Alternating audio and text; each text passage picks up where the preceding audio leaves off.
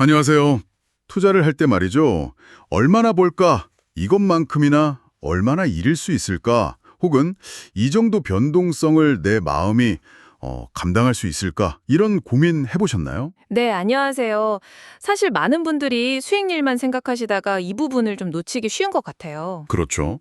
오늘은 그래서 이 투자 규모 결정, 이게 단순한 계산을 넘어서 왜 깊은 심리적인 문제랑 연결되는지, 그리고 자신의 그 심리적 그릇, 이걸 아는 게 왜 중요한지 좀 깊게 이야기 나눠보려고 합니다. 네, 좋습니다.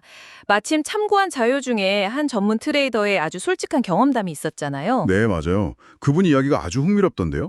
네, 이분이 기술적으로 보면 한 80% 정도는 괜찮은 거래를 했대요. 그런데도 불구하고 종종 너무 큰 규모, 예를 들면 뭐 한 번에 1000주씩 이렇게 들어가서 천주요? 와. 네, 그래서 한 번 손실이 나면 며칠 동안 번 수익을 그냥 다 날려버리는 거죠. 심지어 손절 원칙, 자기가 정해놓은 거 있잖아요. 그걸 못 지키고 그냥 손실 앞에서 얼어붙는 경험을 계속 반복했다고 하더라고요. 아, 그게 참 본인이 감당할 수 있는 위험보다 훨씬 크게 거의 뭐 자동 반사적으로 주문을 넣게 된 이유가 뭘까? 스스로도 궁금했다고 하죠. 맞아요. 이게 단순히 탐욕 때문인가 했는데 꼭 그것만은 아니었다는 거죠. 네, 심리 상담 중에 아무도 이유 없이 행동하지 않는다. 이 말을 듣고 좀 과거를 돌아봤다고 하잖아요. 그렇죠. 그러다 보니까 어릴 때 야구 시합에서 홈런 쳤을 때 그 짜릿함, 뭐 학창 시절에 수영팀 단거리 선수로 뛰면서 느꼈던 그런 폭발적인 에너지, 이런 강렬했던 긍정적인 기억들이 떠올랐다는 거예요. 아, 그러니까 무의식적으로 그 큰 규모의 거래를 할 때 마치 옛날에 홈런 쳤을 때처럼 뭔가 한 방으로 인정받고 성취감을 느꼈던 그 경험을 다시 느끼려고 했던 거군요. 네, 바로 그거죠. 이성적으로는 이게 규모가 크면 위험만 커지지. 이걸 알아요. 아는데도 잠재된 감정적인 보상 심리가 합리적인 판단을 그냥 방해해버린 거죠. 음, 여기서 이제 한국 잔료에서 얘기하는 그 그릇 개념이 딱 연결되는 것 같아요. 단순히 돈이 많고 적고의 문제가 아니라 변동성을 견뎌내는 심리적 수용력. 아, 심리적 수용력. 네, 똑같이 1억을 투자해도 누구는 10% 빠져도 뭐 그럴 수 있지 하는데 어떤 분은 3%만 하락해도 막 잠 못 들고 불안해하잖아요. 그릇 크기가 다른 거죠. 그렇군요. 자신의 가치가 뭐 거래 성과랑은 아무 상관없다는 걸 머리로는 알면서도 이 무의식은 큰 규모 이퀄 과거의 영광 제옷 이런 잘못된 공식을 따랐던 셈이네요. 네, 맞습니다. 그럼 결국 자신의 그릇을 넘어서는 투자를 하면 어떻게 될까요? 이게 더 큰 만족이 오는 게 아니라 오히려 더 큰 고통의 위험만 커지는 거 아닌가요? 그렇죠. 그 트레이더분도 얘기했지만 약간 폭식 같은 거라고.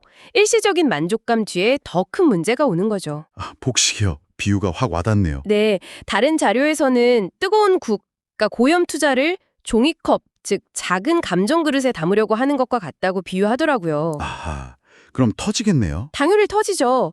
감당 못할 변동성은 결국 멘탈 붕괴로 이어지고 뭐 공포 속에서 투매한다거나 이런 잘못된 결정으로 이어지기 쉽거든요. 그래서 폴 튜더 존스나 하워드 박스 같은 그런 투자 대가들도 결국 스트레스 안 받을 만큼만 해라.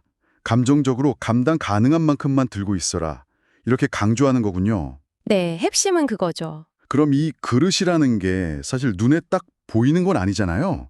그럼 이걸 어떻게 좀 우리 청취자분들이 내 그릇은 어느 정도일까? 이렇게 스스로 가늠해 볼 방법 같은 게 있을까요? 네, 저희가 본 자료들에도 몇 가지 좀 자문해 볼 만한 질문들이 있었어요. 한번 생각해 보시면 좋을 것 같은데요. 어떤 것들이죠? 예를 들어, 만약에 투자금이 한 20% 정도 하락했을 때 내 일상생활에 좀 지장이 생기나? 이런 거요. 아, 일상생활의 지장이요? 네.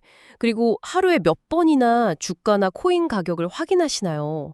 이게 너무 잦으면 가령 뭐 3번 이상 계속 본다면 그릇이 약간 작을 수도 있다는 신호일 수 있고요.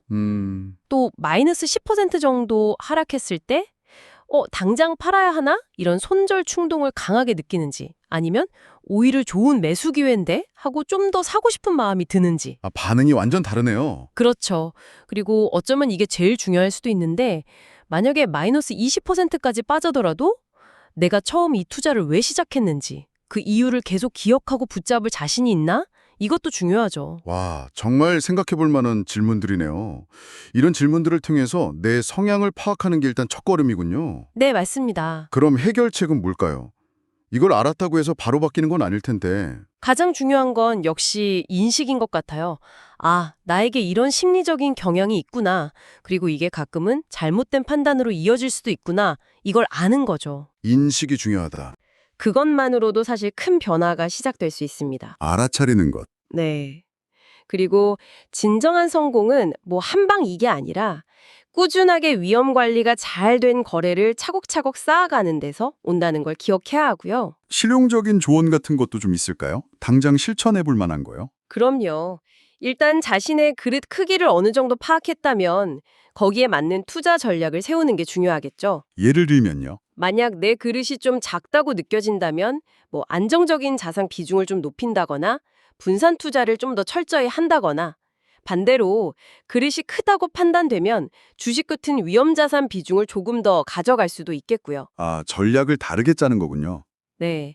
그리고 이건 정말 중요한 습관인데 매번 거래를 할 때마다 내가 얼마까지 손실을 감당할 수 있지? 이 금액을 먼저 딱 정하는 거예요. 손실 금액을 먼저 정한다. 네. 그리고 그 금액이랑 내가 생각하는 손절 지점, 이걸 기준으로 주식수를 역으로 계상하는 거죠. 예를 들어서 나는 이번 거래에서 100달러까지는 손실 감당 가능해. 그리고 주당 0.25달러 빠지면 손절할 거야. 라고 정했다면 100 나누기 0.25 해서 딱 400주까지만 사는 겁니다. 아, 그렇게 계산하는 거군요. 규모를 먼저 정하는 게 아니라 손실 가능 금액으로 규모를 정하는 방식이네요. 그렇죠. 그게 훨씬 더 안정적인 접근법이 될 수 있어요. 그리고 또 하나, 수익이 좀 꾸준히 나기 전까지는 함부로 투자 규모를 막 늘리지 않는 게 좋습니다. 아, 규모 늘리는 것도 신중해야 한다. 네. 규모를 키우는 건 변동성을 키우는 거지 실력을 키우는 방법은 아니거든요. 실력이 늘고 나서 그 다음 단계로 고려해야죠. 결국 오늘 이야기를 종합해보면 성공적인 투자는 단순히 시장을 잘 분석하는 능력뿐만 아니라 그만큼 자신의 심리적 한계, 그러니까 말씀하신 그릇을 정확히 알고 그 안에서 움직이는 지혜에서 시작된다. 이렇게 정리할 수 있겠네요. 네, 정확합니다. 자신의 그릇을 이해하고 또 존중하는 투자가 단기적인 수익률 경쟁에서 오는 스트레스에서 좀 벗어나서 장기적으로 마음의 평화를 지키면서 꾸준히 자산을 관리하는 길이라고 생각합니다. 네. 오늘 자신의 그릇 크기를 한번 가늠해 보신 청취자분들이 계시다면 여기서 한 걸음만 더 나아가서 이런 질문을 던져보는 건 어떨까 싶습니다. 단순히 현재 내 그릇 크기에 맞추는 걸 넘어서서요. 꾸준한 학습이나 감정 조절 훈련 같은 걸 통해서 이 그릇 자체를 점진적으로 그리고 좀 건강하게 키워나갈 방법은 없을까 하는 질문이요. 아, 좋은 질문이네요. 네. 무모한 과욕에 빠지지 않으면서도 좀 더 단단한 심리적 안정성을 키워나갈 수 있는 그런 자신만의 길을 한번 탐색해 보시면 어떨까 하는 생각을 마지막으로 전해드립니다.